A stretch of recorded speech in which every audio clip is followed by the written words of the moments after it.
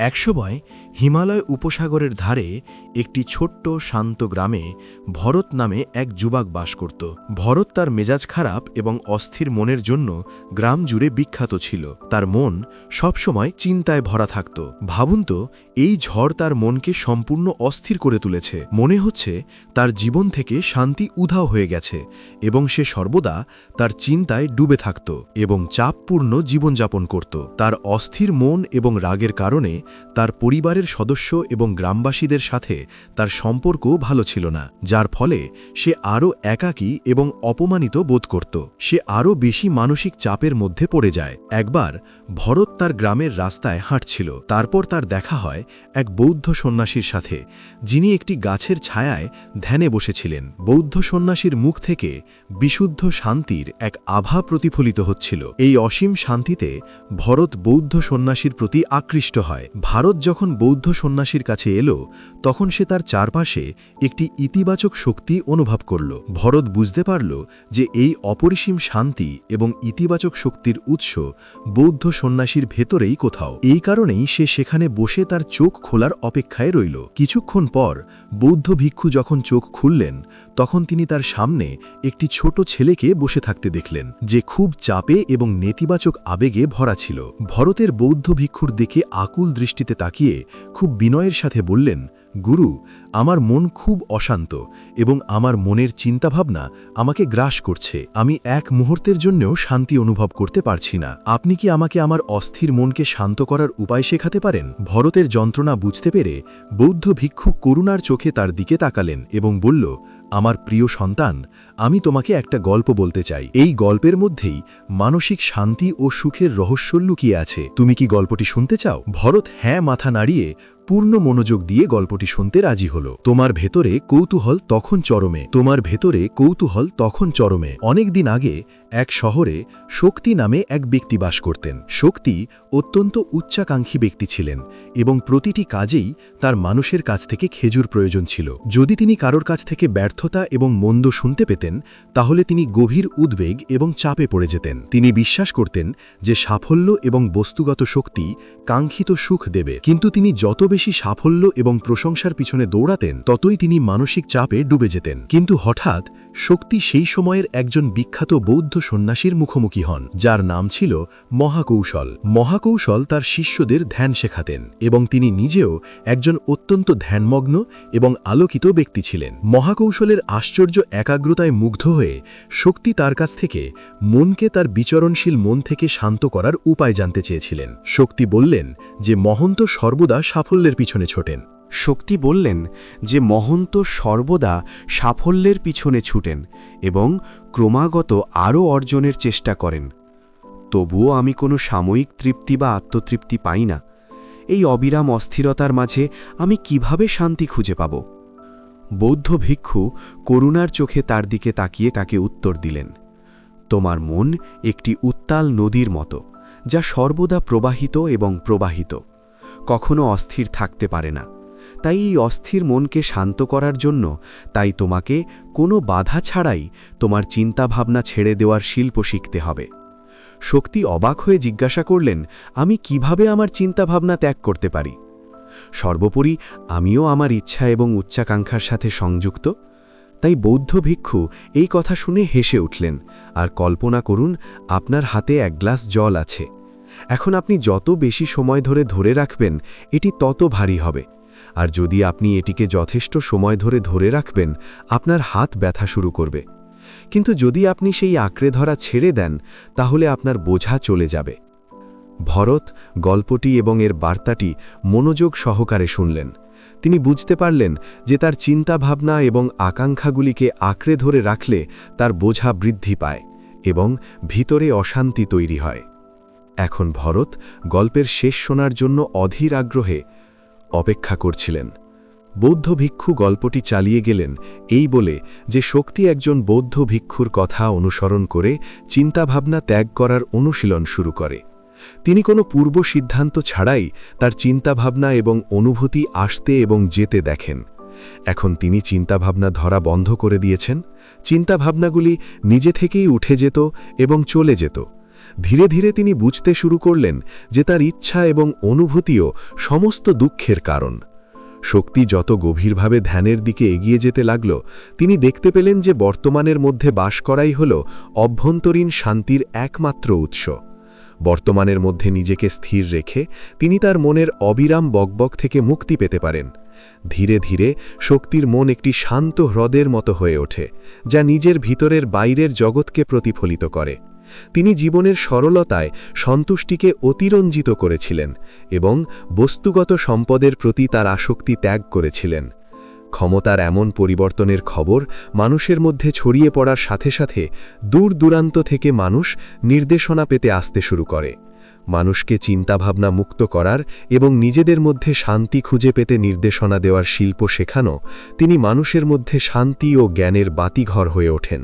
শক্তি এবং সন্ন্যাসী মহাকৌশলের গল্প শেষ করার পর বৌদ্ধ ভিক্ষুরা কিছুক্ষণ চুপ করে রইলেন, যাতে এই গল্পের অর্থ ভরতের মধ্যে ভালোভাবে বসতে পারে। ভরতে বৌদ্ধ ভিক্ষুর দিকে তাকালেন এবং তার চোখে এখন একটি নতুন উপলব্ধি দৃশ্যমান হল। ভরত মৃদুস্বরে বললেন যে, আমি এই গল্পে জ্ঞান দেখতে পাচ্ছি, কিন্তু আমি কিভাবে এটি আমার জীবনে প্রয়োগ করব? আমি কিভাবে আমার অস্থির মনকে শান্ত করতে পারি? ভরতের এই প্রশ্নে বৌদ্ধ ভিক্ষু উষ্ণভাবে হেসে বললেন। তারপর বললেন যে অস্থির মনকে শান্ত করার অনুশীলন আত্মসচেতনতা দিয়ে শুরু হয়। প্রতিদিন কিছু সময় নিন, আপনার ভিতরে যে চিন্তাভাবনাগুলি জাগে তা পর্যবেক্ষণ করুন। আপনার কাছে যে অনুভূতিগুলি আসে সেগুলিতে মনোযোগ দিন এবং দেখুন কিভাবে সেগুলি আসে। আকাশে মেঘের মতো চলে যায়। ভরত চোখ বন্ধ করে বৌদ্ধ ভিক্ষুর কথা মতো তার চিন্তাভাবনাগুলি পর্যবেক্ষণ করতে শুরু করলেন। যখন তিনি তার ভিতরে যে চিন্তাভাবনাগুলি জাগে তার প্রতি মনোযোগ দিতে শুরু করলেন, তখন তিনি বুঝতে পারলেন যে তিনি তার ভিতরে ক্রমাগত উদ্বেগ এবং আকাঙ্ক্ষার স্রোত অনুভব করেছিলেন। কেবল একটি অনুভূতিই তাকে এক বিস্ময়কর শান্তি অনুভব করতে সাহায্য করেনি। তিনি আরও বুঝতে পেরেছিলেন যে এটি সমস্ত চিন্তাভাবনা এবং অনুভূতি থেকে পৃথক। বৌদ্ধ ভিক্ষু আরও বলেছিলেন যে শক্তি নিজেকে সমস্ত আসক্তি থেকে পৃথক করেছে। আপনার মনকে বিরক্তিকর চিন্তাভাবনা এবং অনুভূতি থেকে মুক্ত করার অনুশীলন গড়ে তুলুন। কোনো পূর্বাভাস ছাড়াই ধারণাটি যেমন আসে তেমন গ্রহণ করুন এবং তারপর ধীরে ধীরে সেগুলি ছেড়ে দিন এবং বর্তমান মুহূর্তের উপর আপনার মনোযোগ কেন্দ্রীভূত করুন। কিন্তু ভরত থামিয়ে বললেন যে চিন্তাভাবনা এবং অনুভূতিগুলি যদি এতটাই শক্তিশালী হয় যে এটি স্থির থাকে এবং মন ছেড়ে যেতে অস্বীকার করে। বৌদ্ধ ভিক্ষু ভরতের কথায় সম্মতি জানিয়ে মাথা নাড়লেন এবং বললেন, এমন অনেক সময় আসবে যখন তোমার মনে প্রশ্নের ঝড় বইবে। যখন তোমার মন তোমার কথা একেবারেই শুনবে না, তখন তোমাকে এইভাবে তোমার শ্বাস প্রশ্বাসের শক্তিতে বিশ্বাস করতে হবে। ভিক্ষু আবার ভরতকে বললেন, চোখ বন্ধ করো এবং তোমার পেটের উত্থান এবং মন্থন অনুভব করো, যাতে তুমি তোমার শ্বাস প্রশ্বাসের ওপর মনোযোগ দিতে পারো। বৌদ্ধ ভিক্ষু ব্যাখ্যা করলেন যে যখনই তোমার মন অস্থির হয়ে উঠবে, তখনই তোমার শ্বাস প্রশ্বাসের দিকে ফিরে যাও। শ্বাসের যান্ত্রিক নড়াচড়া তোমাকে তাৎক্ষণিকভাবে বর্তমানের পাদদেশে ফিরিয়ে আনবে এবং তোমাকে শান্তির অনুভূতি দেবে। একজন বৌদ্ধ ভিক্ষুর নির্দেশ অনুসারে আমি আগত এবং বহির্গামী শ্বাস প্রশ্বাসের ওপর মনোনিবেশ করার চেষ্টা করেছি। এই ছোট্ট ব্যায়ামটি তাকে মনের শান্তি অনুভব করিয়েছে। তার মনে পড়ে যে তার শ্বাস সর্বদা তার সাথে ছিল, যা তাকে বর্তমান মুহূর্তের কথা মনে করিয়ে দেয়, আরাম এবং শান্তি নিয়ে আসে। ভরতের এই বৃদ্ধি দেখে বৌদ্ধ ভিক্ষু মৃদু হেসে বললেন, অস্থির মনকে শান্ত করা এমন একটি অনুশীলন যার জন্য অনেক প্রচেষ্টা এবং দৃঢ় ইচ্ছাশক্তি প্রয়োজন। নিয়মিত ব্যায়ামের মাধ্যমে মাংসপেশী শক্তিশালী হয়। একইভাবে নিয়মিত অনুশীলনও মনকে শান্ত করে। কৃতজ্ঞতা প্রকাশ করে বৌদ্ধ ভিক্ষুকে ধন্যবাদ জানালেন।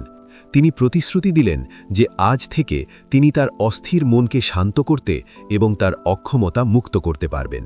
বৌদ্ধ ভিক্ষু ভরতের কাঁধে হাত রেখে বললেন, তোমার ক্ষমতার উপর আমার অগাধ বিশ্বাস আছে এবং তুমি শীঘ্রই তোমার অভ্যন্তরীণ শান্তি খুঁজে পাবে। কিন্তু মনে রাখবেন, এটা সহজ হবে না। কিন্তু যদি তুমি দৃঢ় ইচ্ছাশক্তি এবং খোলা হৃদয় দিয়ে চেষ্টা করো, তাহলে তুমি অবশ্যই তোমার ভেতরে লুকিয়ে থাকা অংশটি খুঁজে পাবে। সেই দিন থেকে ভরত তার অস্থির মনকে শান্ত করার চেষ্টা শুরু করে এবং প্রতিদিন ধ্যানের জন্য আলাদা সময় নির্ধারণ করে। সে তার মনে যে চিন্তাভাবনা জাগে তা বাধা ছাড়াই ছেড়ে দেয় এবং আমার শ্বাস প্রশ্বাসের মাধ্যমে নিজেকে বর্তমানের মধ্যে রাখার চেষ্টা করে।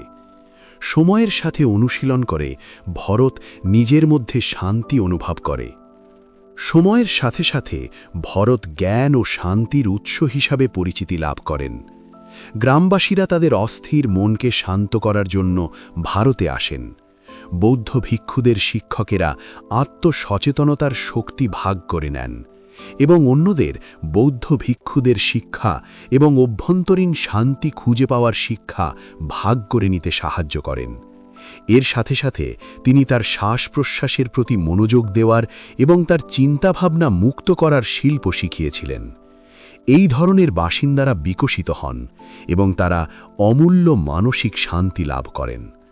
বৌদ্ধ ভিক্ষুর শিক্ষা এবং ভরতের পরিচালিত অনুশীলনের মাধ্যমে চিন্তাভাবনা ত্যাগ করার এবং বর্তমানে বেঁচে থাকার শিল্প বহুদূর ছড়িয়ে পড়েছে।